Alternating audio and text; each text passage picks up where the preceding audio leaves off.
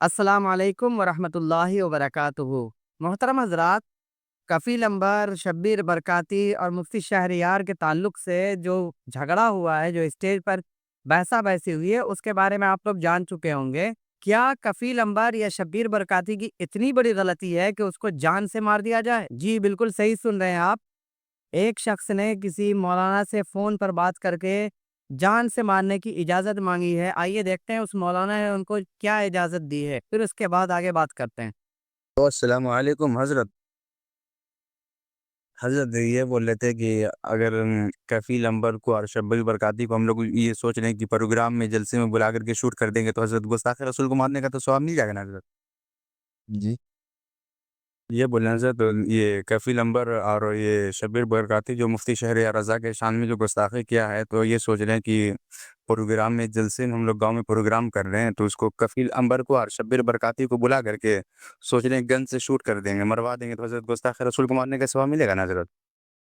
تو کفیل عمر اور یہ لوگ گستاخ رسول کب سے ہو گئے؟ مفتی شہریار رضا کے سامنے جو حضرت گستاخی تو نہیں ہوا حضرت؟ تو وہ رسول ہیں، حضرت انبیاء کے وارث ہیں نا حضرت۔ تو نائب انبیاء ہوئے نا، ڈائریکٹلی نہ بولیے نا۔ ماہر انبیاء کے خان میں گستاخی کی نا حضرت، ہاں، اس میں تو دن اگر کفیل عمر نے توبہ کی؟ توبہ کرنے سے حضرت میں نے پوچھا آدمی لوگوں سے تو بولا کہ توبہ کرنے سے گناہ معاف ہوتا ہے، اعتماد بحال نہیں ہوتا ہے۔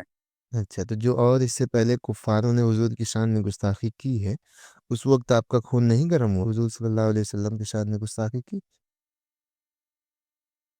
تو ہم لوگ جلسے میں مطلب نہیں نہیں، اتنا بڑا جرم ہے وہ کہ ان کو جس طرح سے آپ بات کر رہے ہو، آپ کو شرم نہیں آئی یہ بات کہتے ہوئے؟ تو مطلب کہ شبیر برکاتی تو وہ لوگ بھی بول رہے ہیں کہ مجرا ہی کرے علی لی لی لی لی لی لی لی لی لی یہ لی لی لی لی لی آپ یہ مفتی صاحب سے انڈائریکٹلی پوچھو، لوگ کہنے سے نہیں، کسی کے قبر میں سونے نہیں جاؤ گے، ٹھیک ہے؟ جی ہاں، نیک عمل ہی کام آئے، اور یہ جو گھٹیا بات آپ نے کہی ہے نا، اس کو ذہن سے نکال دو۔ جیسا کہ آپ نے دیکھا کہ ایک سربھرا لڑکا کوئی فون کر کے اس طرح کی بات کر رہا ہے، اور ماشاءاللہ مولانا صاحب نے بہت اچھا جواب دیا۔ اگر کسی بھی عالم دین کی بھی کوئی گستاخی کرتا ہے تو اس کا ہرگز یہ مطلب نہیں ہوتا ہے کہ معاذ اللہ اس شخص کو جان سے مار دیا جائے، کیونکہ کسی بھی مسلمان کو جان سے مارنا یہ حرام ہے۔